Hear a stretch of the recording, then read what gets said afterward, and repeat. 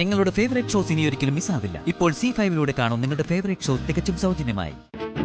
സന്ദീപിനെ കിട്ടാൻ വേണ്ടി ഞാൻ ഏതറ്റം വരെ പോകും. അതിൻ്റെ ഇടയിലേക്ക് കയറി വന്നാണ്ടല്ലോ.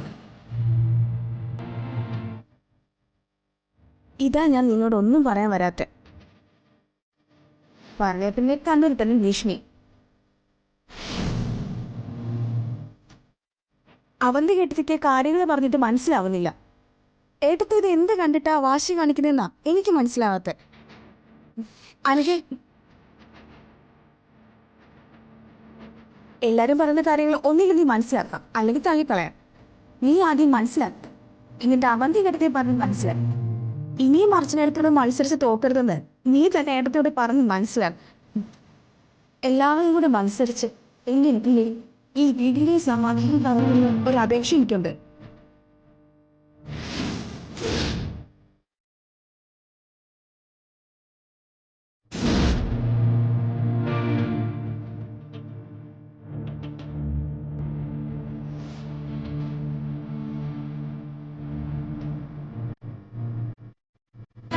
നിന്റെ പ്രസംഗ ഉപദേശമൊക്കെ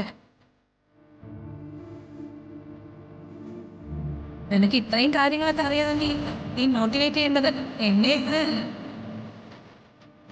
ഈ തങ്കത്തിൽ പൊതിഞ്ഞ് മനസ്സിൽ കൊണ്ടു കിടക്കുന്ന വേറൊരുത്തിയില്ലേ, അർച്ചന, അവളെയാ.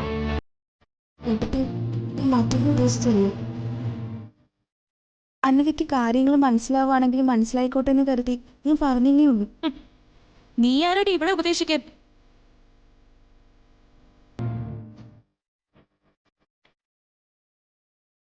എവിടെന്നോ വലിഞ്ഞു കയറി വന്നവളുടെ വാലെ തൂങ്ങി നടക്കുന്ന നിനക്ക് എന്ത് യോഗ്യതയുണ്ടതിന്?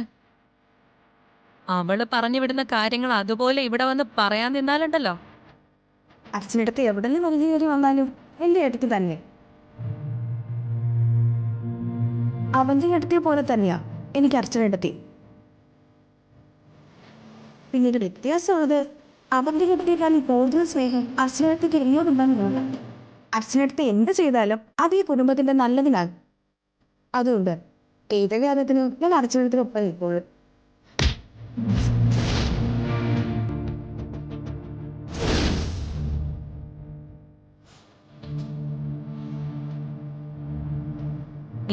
ഞാൻ നാളത്തെ എന്ത് പ്രായത്തില് തീർന്നു പോന്നേ.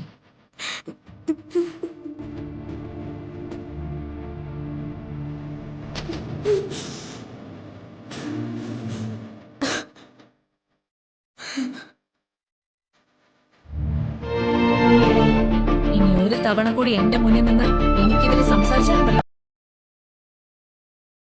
ആ നാവ് പുറത്തേക്ക് വലിച്ചിടും ഞാൻ. കേട്ടോ?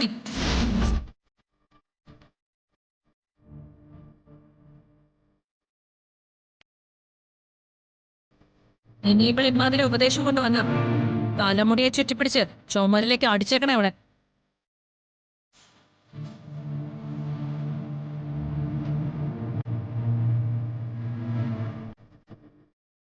ആ ചേച്ചി, ഞാൻ പുറത്തു പോയിട്ട് വരാവേ.